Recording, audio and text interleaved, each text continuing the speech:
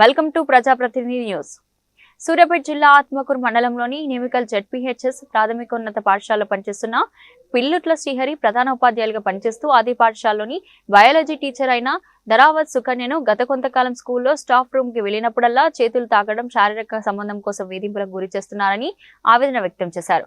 ఈ విషయంపై జిల్లా విద్యాశాఖ అధికారికి కంప్లైంట్ చేసిన చర్యలు ఇంతవరకు తీసుకోలేదని, ఇతనికి జిల్లా విద్యాశాఖ అధికారులతో మంచి సంబంధాలు ఉన్నాయని, నువ్వెవరికి చెప్పుకున్నా నీకు న్యాయం జరగదని, నువ్వెవరికైనా చెప్పుకోవచ్చని, నాపైన చర్యలు ఎవరు తీసుకోలేనని, నాకు లొంగితే లొంగు లేకపోతే నాపైన ఎవరు చర్యలు తీసుకోలేరు అంటూ బెదిరింపులకు గురి చేస్తున్నారని, ఎవరికి చెప్పుకోలేక సతమతమవుతున్నానని మీడియాతో కన్నీరు పెట్టారు.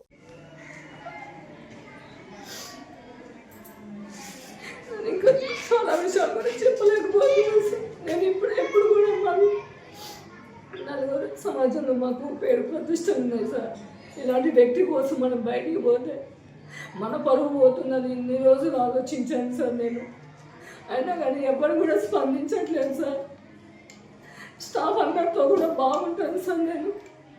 నేను రాను రోజు అందరితో మీటింగ్ పెట్టి నా మీద అందరితో ఏదో రాయించుకున్నారట సార్. నన్ను సస్పెండ్ చేస్తా కానీ నేను చెప్పినట్టు వినవా అంటున్నారు సార్. మరి ఆ వినడం ఏంటో నాకు అర్థం కావట్లేదు సార్. ఒక బయాలజీ టీచర్గా నీకు అది కూడా అర్థం కావట్లేదా అని చెప్పేసి అంటున్నారు సార్. పేరు Dharavath Sukanya, school assistant biology, ZPHS Nimikal, Atmakur, Suryapet. నన్ను మా పాఠశాల హెడ్ మాస్టర్ పిల్లుట్ల శ్రీహరి గారు నన్ను ఎన్నో వేధింపుల చర్యలకు గురి చేస్తున్నారు. ఒక చర్య మడిచిపోకముందే ఇంకో చర్యకు పాల్పడుతున్నారు. కంప్లైంట్ తర్వాత కూడా వాడి ఆగడాలు ఇంకా ఎక్కువైనాయి సార్. ఒకసారి షోకాజు మొన్న జూన్ 3 రోజు ఇచ్చిన షోకాజు అన్ని గ్రూప్లలో ఫార్వర్డ్ చేశారు సార్. నాకు పర్సనల్గా ఇవ్వకుండా అన్ని గ్రూప్లలో ఫార్వర్డ్ చేశారు. నెక్స్ట్ ఒకసారి వైద్యం చేయించుకున్నారు సార్ స్టాఫ్ మీటింగ్లో అందరి ముందు. మా జాతిని కూడా కించపరిచి మాట్లాడేది సార్. ఈ ఎస్టీ వాళ్ళు భాషలో మాట్లాడడం వల్ల వీళ్ళకి తెలుగు రాదు, ఇంగ్లీష్ రాయడం రాదు, చదవడం రాదని అన్నారు సార్.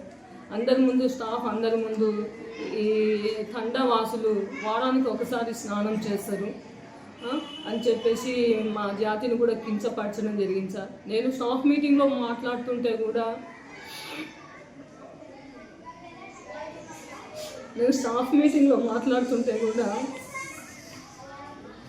నువ్వు చెప్పేది నాకు అర్థం కావట్లేదు అని చెప్పేసి మళ్ళీ చెప్పమని చెప్పేసి సార్. ఇప్పుడు మాట్లాడమన్నప్పుడు సీనియారిటీ ప్రకారం కానీ సబ్జెక్ట్ పరంగా కానీ మాట్లాడకుండా మధ్యలో నన్నే మాట్లాడమని చెప్పేది సార్. మాట్లాడుతుంటే మళ్ళీ మీరు చెప్పేది నాకు అర్థం కావట్లేదు అని చెప్పేసి నన్ను మళ్ళీ చెప్పమనేది సార్. అయినా నాకు అర్థం కాలేదని ఇంకో టాపిక్లో వెళ్ళిపోయేది సార్. స్టాఫ్ అందరిలో కూడా నన్ను మీరు కనిపించట్లేదు, మీరు మీ జీతం ఆపుతా అని ఊకే మీ జీతం ఆపుతానని షోకాజు సంబంధం లేకుండా ఇచ్చి ఒకసారి జీతం కూడా ఆపింది సార్. జీతం ఆపడము, షోకాజులు 2 ఫాలో కావడం సార్. నన్ను ఫాలో అవుతున్న విషయం గమనించి ఒకసారి ఫోన్ చేసి కూడా అడిగాను సార్. అడిగితే నేను ఈ రూట్కి రిఫ్రెష్ కావడానికి వస్తాను అని చెప్పేసి అన్నారు సార్. ఒక్కోసారి బండికి బాగా దగ్గరికి వచ్చి హారం కొట్టడము, ఇట్లా హరాస్మెంట్ కూడా చేస్తున్నారు సార్.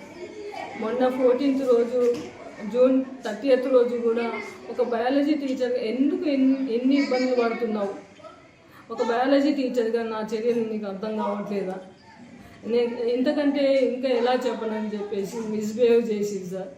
స్టాఫ్ రూమ్కి వచ్చినప్పుడు ఇంకా నా మీద ఎన్నో సార్. నాకు ఇంకా అందరికీ ఈ విషయాలు తలుచుకొని తీవ్ర మానసికంగా ఎంతో బాధపడ్డాను సార్.